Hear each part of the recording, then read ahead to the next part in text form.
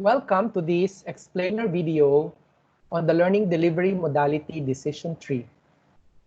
This decision-making support tool is meant to be used by school heads and other education leaders in the field to help them choose which learning delivery modality is appropriate to their learners and the community context. This tool has a couple of conditional questions that you need to answer based on the data that you have pertaining to your learners and your community.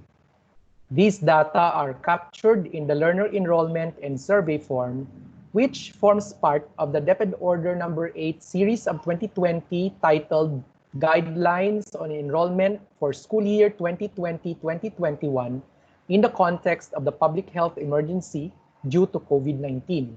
So be sure that you have these data ready with you. This decision tree is an interactive tool. So you need to input the data that may be required in the gray box beside the answer to the conditional question.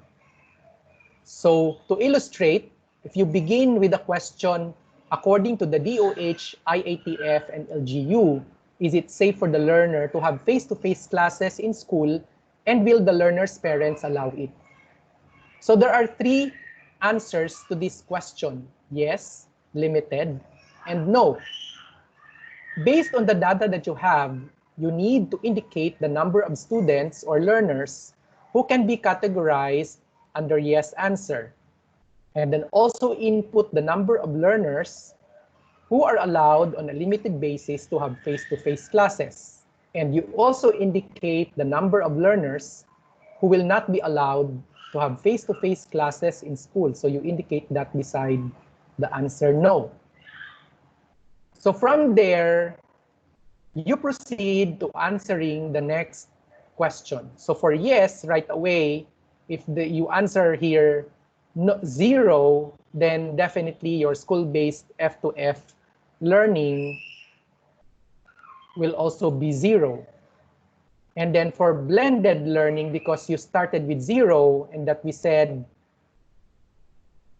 that they will not be, that they have no parent who can provide homeschooling learning facilitator, then you also put here 0, and definitely the blended learning will have 0. Also, if the answer to this question of homeschooling learning facilitator is yes, then you also, and is 0, then you also indicate here 0. And then those students who answered no, there is no homeschooling learning facilitator, then you also answer or put 500 or the number of learners under this particular answer. And that can be reflected also in the final learning delivery mode, which is distance learning. As you can see, under each of the learning delivery modalities, you have a specific instruction to proceed to the next level of decision tree. Because there are two levels of decision tree in this presentation. So the first one is on the general delivery modality options. And again, these options are the school-based face-to-face learning, blended learning, homeschooling, and distance learning. The second level of decision tree is on the more specific subcategories under the learning delivery modalities. There are 4 of these decision trees for the subcategories. Namely, you have the distance learning decision tree for distance learning cohort, distance learning decision tree for blended learning cohort, distance learning decision tree for homeschooling distance mode cohort, and finally, you have the distance learning decision tree for homeschooling blended mode cohort. You will notice that the decision trees for the different cohorts are practically the same. It is important to emphasize at this point that public policy prohibits face-to-face learning. So therefore, we cannot allow school-based face-to-face learning.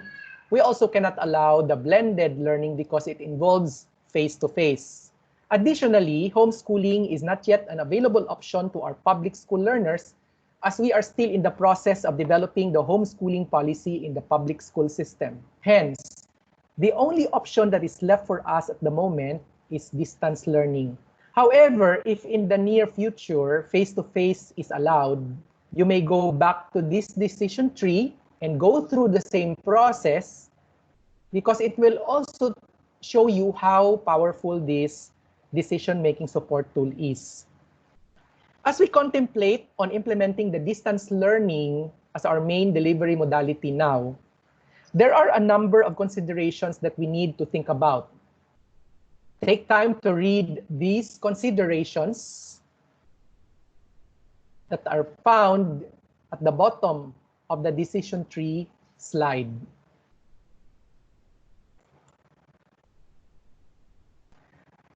The first consideration refers to the degree of independence that will be required in distance learning.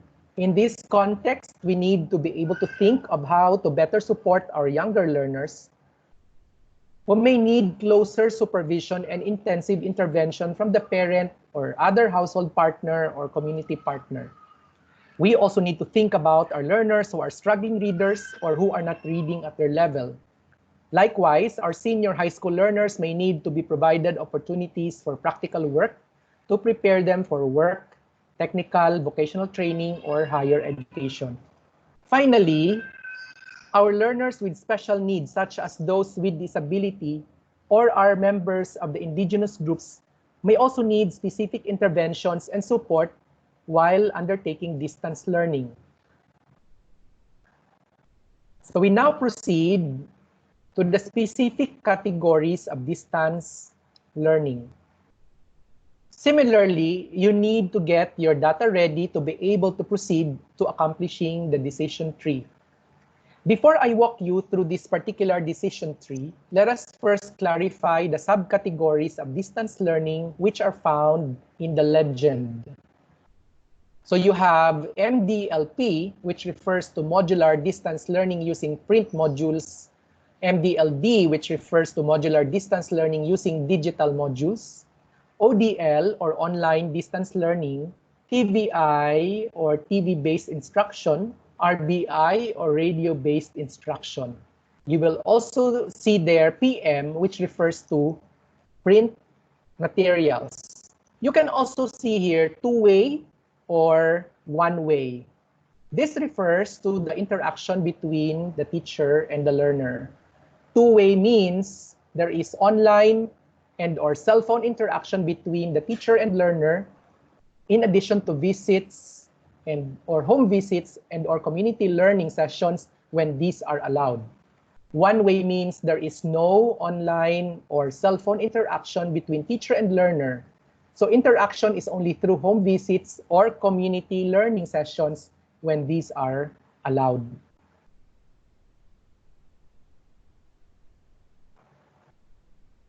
Okay. So now let us walk through the decision tree for the distance learning cohort. When we're done with the distance learning cohort, practically for the other cohorts, the decision tree and the process is the same. So we just need to understand the process for the distance learning cohort, and we may not anymore go over the distance learning decision tree for other cohorts. So we begin with the question, does the learner have a computer? Which means, do they have desktop, laptop, or tablet? So there are two possible answers for this question. It's either a yes or a no. You have to indicate, again, this is an interactive tool, so you have to indicate the number of learners whose answer is yes. Similarly, you have to put there also the number of learners who are categorized for no. So let's follow the yes answer first. So do they have a cell phone?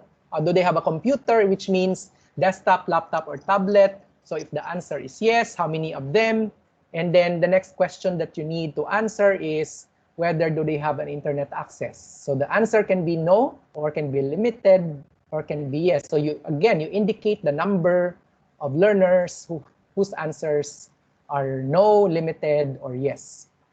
So if we follow the no answer, there's a next question that you have to answer. Do they have a cell phone? So there are two possible answers, no or yes. For no, you have to indicate the number of learners. For yes, you also do the same. For both groups of learners, you need to proceed to the next question, which is, do they have access to print materials?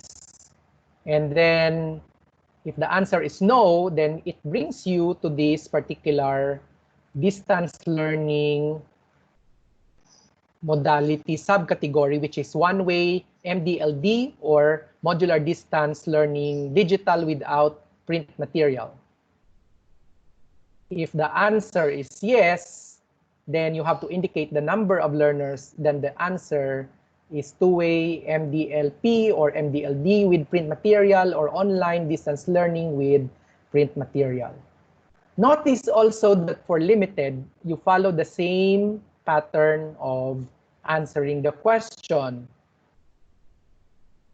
Okay, all you need to do is to make sure that you are able to follow the color of the lines and the boxes and the arrows, so that you will not get confused along the way.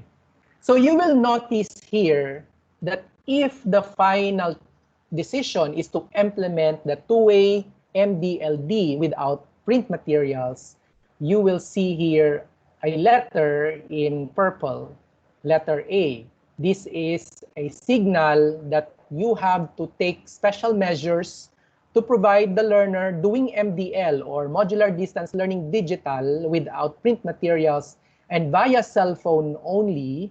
No, so there's no computer. Okay, you need to be able to provide the learner with accompanying print materials. So that's for the first stream of students who initially answered yes for the question, do they have a computer? If we follow the no answer here at the top, then the next question that you need to answer is, do they have a cell phone? So the typical answer can be yes or no, and then you indicate the number of learners under yes and number of learners under no. Then the next question for yes is, do they have internet access? So there are three possible answers, limited, yes, and no. Indicate the number of learners with limited access to internet. Yes, they have full internet access, and no, they don't have internet access. For this group of learners, you need to go back to this question, do they have access to print materials? And then from there, you follow the arrow for you to be able to determine the appropriate distance learning modality for these groups of students. And then we follow the no answer to the question, do they have a cell phone? And so you proceed to the question, do they have a TV set and a stable TV signal? So there are two answers here, yes and no. So you indicate the number of learners under yes, and then you also indicate the number of learners with no answer. And then for yes, you proceed to the question, do they have access to print materials? Again, there are two typical answers, either yes or no. Indicate the number of students under yes, indicate the number of students under no. Now, here again, when you answer yes, it brings you actually to the specific distance learning decision tree. So it's one-way MDLP or TVBI with print materials. The answer is no, you indicate the number of learners, and then the final delivery modality for this distance learning group will be one-way TV-based instruction without print materials. And there's a letter B here in purple to indicate and to flag to you that you need to set up special measures to provide the learner with print materials, because otherwise, if you cannot provide the print materials, you need to shift the learner to modular distance learning print. So again, you go back to this particular question, okay, because that's the yes group. And then for the no group, then you have the next question is, do they have a stable radio signal? if the answer is yes, then the next question is, do they have access to print materials? And then for this group, then you follow the arrow, then the answer can be yes or no. Again, you indicate the number of learners here, and then the number of learners here under no. For yes, then that will bring you to this particular modality, one-way MDLP or RBI with print modules. The answer is no, then you go to one-way RBI without PM. Again, you are being flagged for this particular measure that you need to provide to the learners with print materials. Then we go here, if we follow this particular group for no, they don't have a radio and stable radio signal, then you ask the next question, do they have access to print materials? The answer, yes. Okay, you indicate the number of learners here, and then it brings you here to one-way MDLP. The answer is no, then that is also there is a signal for you that this is a last mile strategy. So special measures will have to be taken to ensure access to learning because this is a high-risk group of learners. So you will notice that for the next decision trees, they are practically the same for blended learning cohort, the homeschooling distance mode cohort, and the homeschooling blended mode cohort. I hope that this explainer video has helped you in understanding how to use these decision trees as you proceed to deciding which learning delivery modality to use. I hope that you enjoyed this video. Thank you very much.